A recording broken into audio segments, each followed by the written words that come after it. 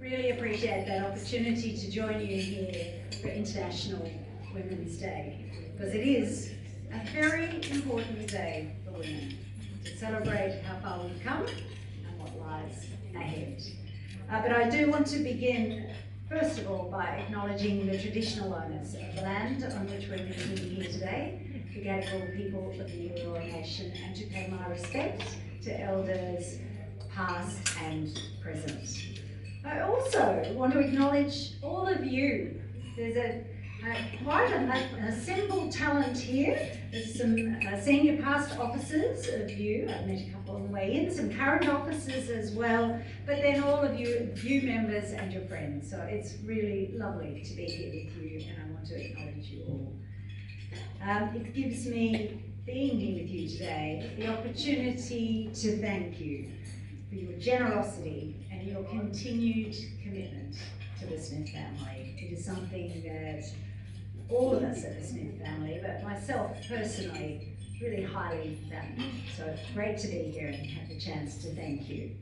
And to also, of course, celebrate International Women's Day with you. And I think you may have heard that this will be my last International Women's Day as CEO of the Smith family.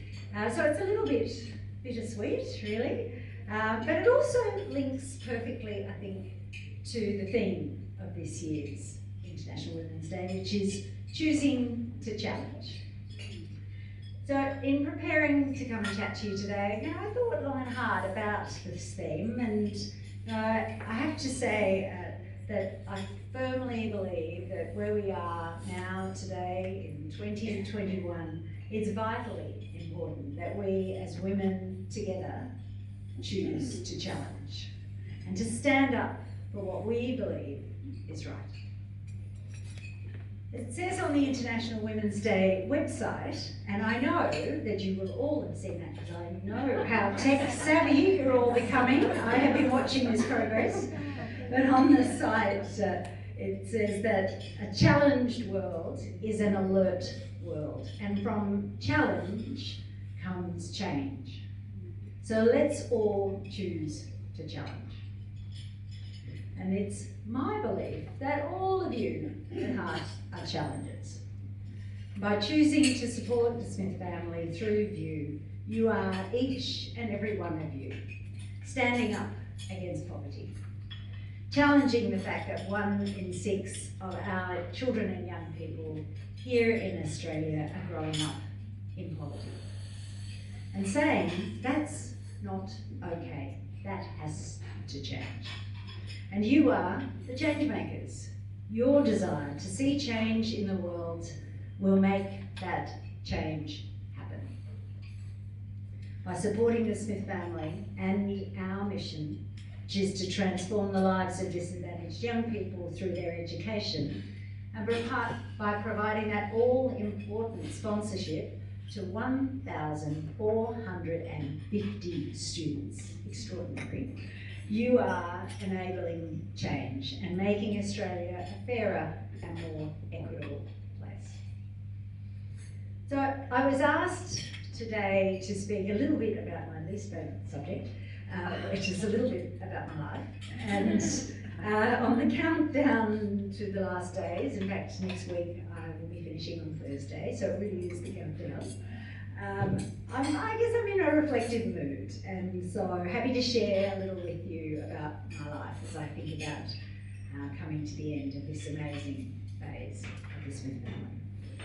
And as I said, I don't like to talk about it generally. It's not my favourite subject, but I figure you women are family, and so what better day to share a little bit and to discover a bit more about each other than you together on International Women's Day. But first, I'm going to talk a little bit more about all of you. Last year was the celebration of your Diamond Jubilee. Many events and activities planned right around the country. And then what more timely example of choosing to challenge can there be of how admirably you rose to the challenge of tackling the huge number of difficulties that came your way last year. trying to celebrate a 60th anniversary amid lockdowns, virtual meetings, social distancing, and everything else. So it was a very challenging time for all of you, I know. I mean, got off to a great start here in New South Wales with Her Excellency, the Honourable Margaret Beazley, and as Governor of New South Wales, launching View's 60th anniversary at New South Wales Government House. It was a lovely morning tea, 100 guests, including a wonderful cake cutting and the Army Jazz Band. It was a very, very special occasion. And I know a few of you here were able to attend and enjoy that wonderful celebration. Little did you know that over the course of 2020, a gathering of 100 guests will become a very, very distant memory. But within weeks, we were all in lockdown, and View clubs were forced to hold their meetings. Sadly, some of your 60th anniversary events, including the gala in Sydney, all had to be cancelled or postponed right across the country. But lockdown gave you an opportunity, and you chose to challenge head on, not letting circumstances get you down, but actually becoming even more innovative. You launched a Stay Connected page on View, on the View website, and for example, members could share stories and recipes, book reviews, nostalgia bites and photos, and much, much more. There were also some View women who quickly got to sewing face masks. Excellent idea. Fabulous market for those still. And organising also for View to hold its first online raffle, the Diamond Jubilee online raffle. It was a huge success, and it meant that everybody, no matter where they were, right around the country, could purchase a ticket to win the stunning diamond pendant. And you raised $35,000 for the Smith family through that raffle. Amazing. So thank you, everyone who purchased a ticket or two. And also last year, you partnered with Black Pepper, the clothing label, and their designers produced a very elegant View celebratory scarf, which sold in their stores and online through October and November, and raised a further $5,000. So great result. And then there was the anniversary edition of View Matters, which came out also in an ebook format. I rest my case, very tech savvy. You women are cutting edge, it's great, it's really great to see. And in addition, you opened 4 new clubs. Fantastic. I'm just, so amazed that your resilience and continuing to get people to join you as part of the big network of View. So 2 more in Victoria, 1 here in New South Wales and 1 in Queensland. It's really exciting. So you ended that once in a lifetime, hopefully, year that was 2020. With a wonderful event again, this time with the Governor-General and Mrs. Hurley hosting an afternoon reception to celebrate your 60th birthday at Government House in Yarralumla. So really, for such a challenging year, that is a pretty impressive track record. So congratulations for all you achieved under such difficult circumstances. But as you might imagine, 2020 was a bit of a challenging year for the Smith family as well. But like you, we chose to challenge, adapting our work and focus as needed to best support our students and their families through such difficult times. As you'll of course recall, last year got a bit eclipsed by COVID, but who will forget that last year started with the bushfires. Many of those fires burning in communities where the Smith family works, where our students and families live, and where some team members work and live as well with those families. And they were also fires burning in some of the communities of View members as well. And again, recognising the challenge, rising up and supporting women and families who lost their homes is how we all responded to that, including you. You continue to support us as we worked with these families, helping us to focus on the students and families and what they needed to get them through this crisis and into recovery. Together, we raised additional funds to give an extra payment to those families who were affected by the bushfires. It was the start of the school year. Many of them had lost everything. But we were determined to ensure that all of our students got the best possible start. Then, of course, there was the pandemic. The March lockdown, and the very first big impact was that schools closed and families across the country were thrown into remote learning. Setting up for homeschooling was disruption for everybody across the country. But for families that the Smith family supports, it was an enormous challenge.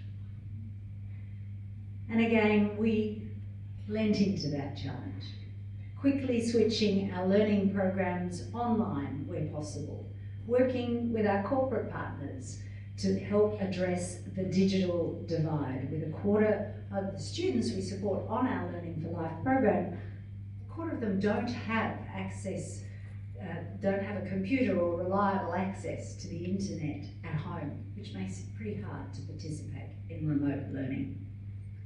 It includes students like 6-year-old Silvana. She was being homeschooled by her grandmother using only a mobile phone and with very, very limited data. I think some of you in this room might be able to just imagine the stress of being a grandmother, sole caregiver to your 6-year-old granddaughter, and suddenly becoming her only teacher as well. All the while trying to navigate through remote learning when you're not particularly tech savvy yourself and struggling to help your granddaughter to keep up with her schoolwork. All too often we learned of families around the country with multiple children who were forced to share a single mobile phone or a laptop just to try and carry on their home learning in circumstances that really weren't conducive to them engaging with their education. This issue of digital disadvantage or the digital divide was really thrown into stark relief last year due to COVID-19. But we swung into action to address it, teaming up with our corporate partners who provided more than 1,200 students with laptops, data and technical support to allow them to get online and to help with their child's learning. As I mentioned, we also worked really hard to keep providing our learning and mentoring programs to the children in need throughout COVID-19. A big motivator for us was the knowledge that how heavily these families were relying on us for our support. Where we could, we shifted our programs online, including our learning clubs. We firstly piloted and then we rolled out those programs more widely. Some of these changes have in fact added huge value to our programs and will continue with this new innovation over the long term. But in the short term, it was a scramble and a challenge. Throughout it, we could not have managed without our supporters, like the women of You, standing behind us and helping us on the way, helping us to support this next generation of young Australians through such a challenging time. So for me personally, choosing to challenge has always been part of my DNA. Don't know, maybe it was because I was born in Brisbane, I don't know, we made more resilient from Queensland. Is that a very unpopular thing to say? But I moved to Sydney as a toddler, so really I call it home. My mother left school very young. She wanted to be, she didn't go anywhere near finishing year 12. I think she was 14 when she left school, and that wasn't uncommon in those days. And she wanted to be a homemaker. That was her goal and her desire. My father, he served in the Navy in the Second World War, but by the time they were married, which was relatively late for those times, but that was to do with the war, he had a career that was well established, working in the insurance industry, and he worked for the same organisation all his life, as people did.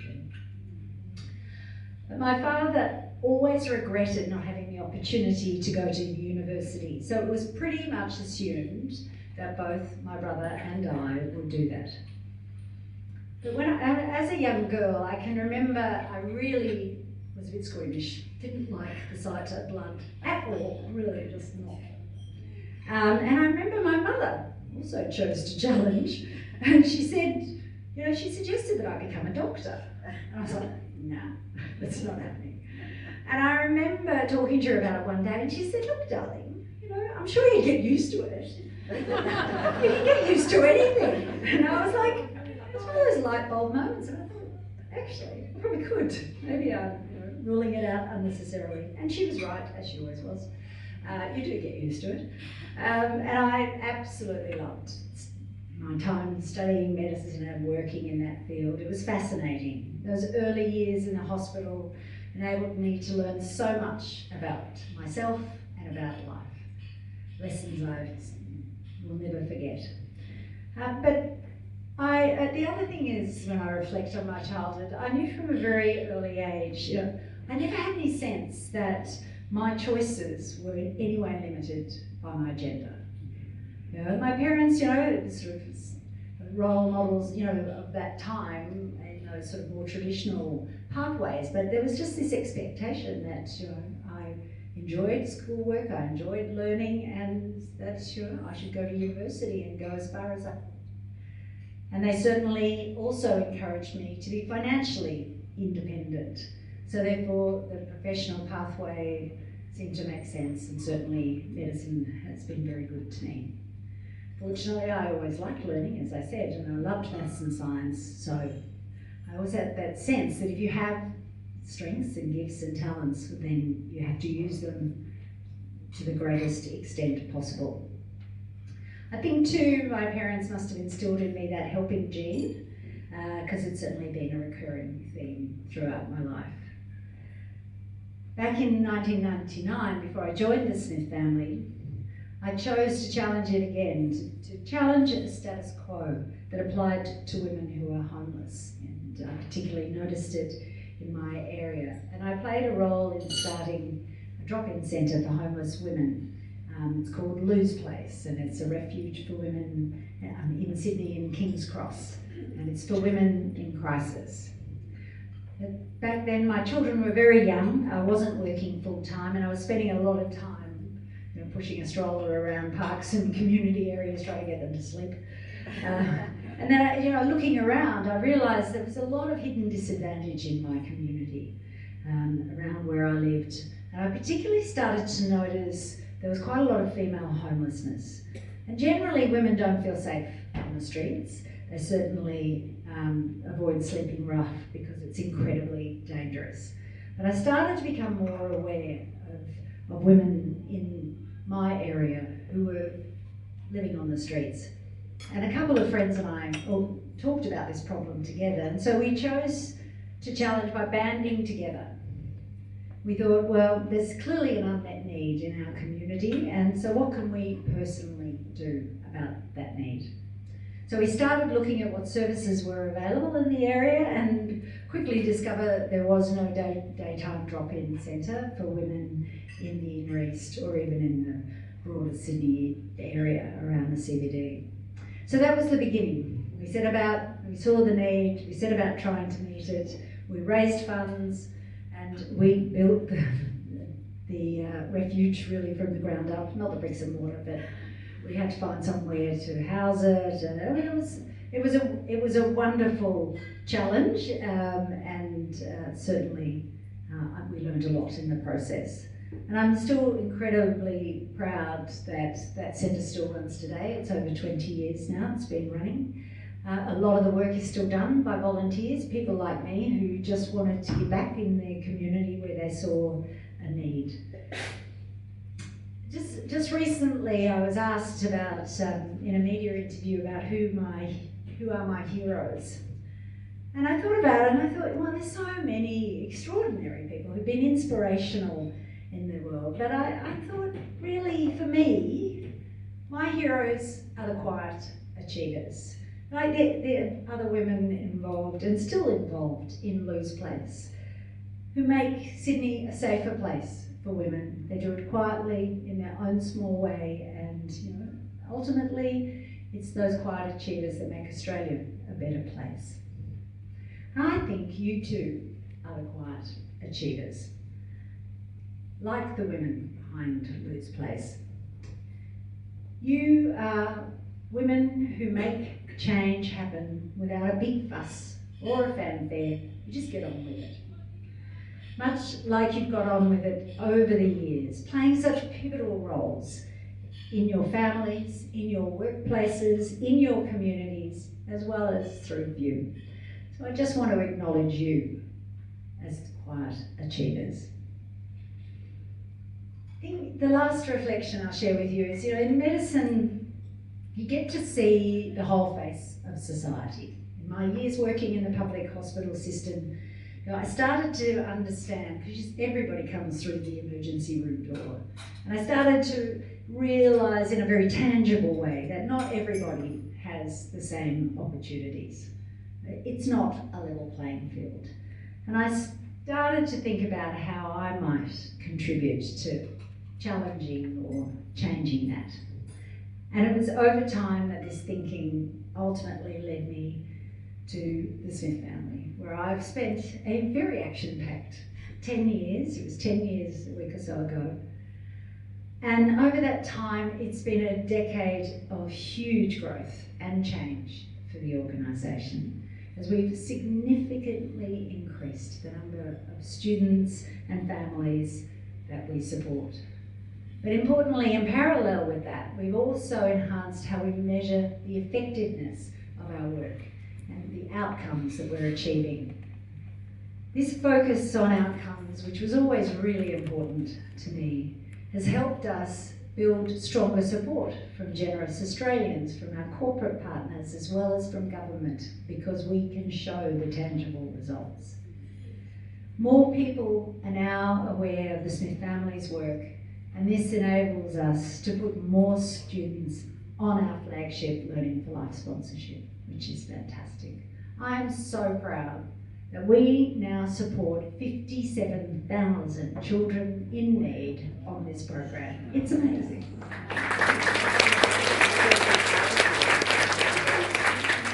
And none of it would be possible without the generous support of the Australian public and extraordinary organisations like you. Over the years, this generosity has really humbled me. And I'm so grateful to all of you, all the 15,000 VUE members across the country and the broader Australian public who have been so generous in providing a hand up for students and families who really need it. In supporting the work of the Smith family, every single member of VUE has contributed to the positive outcomes experienced by our students. You have all played an important part. You've transformed lives, and you are continuing to transform lives. So thank you, all of you, for this support.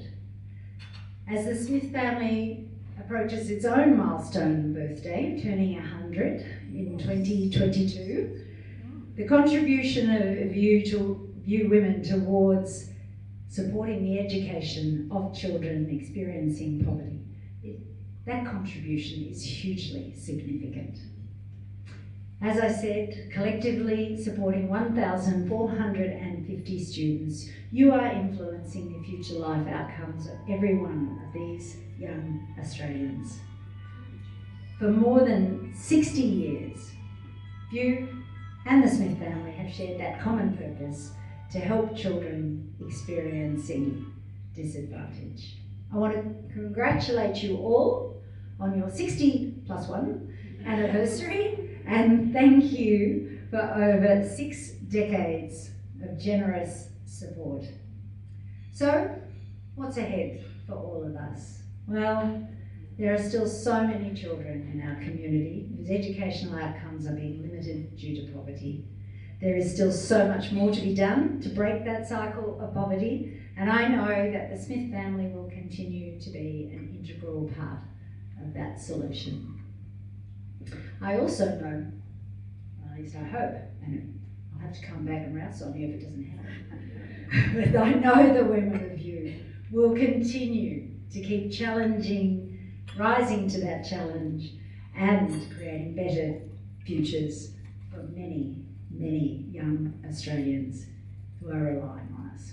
So thank you for everything that you've done, and thank you so much for the opportunity to be here and have a chat with you today. Happy International Women's Day to you all.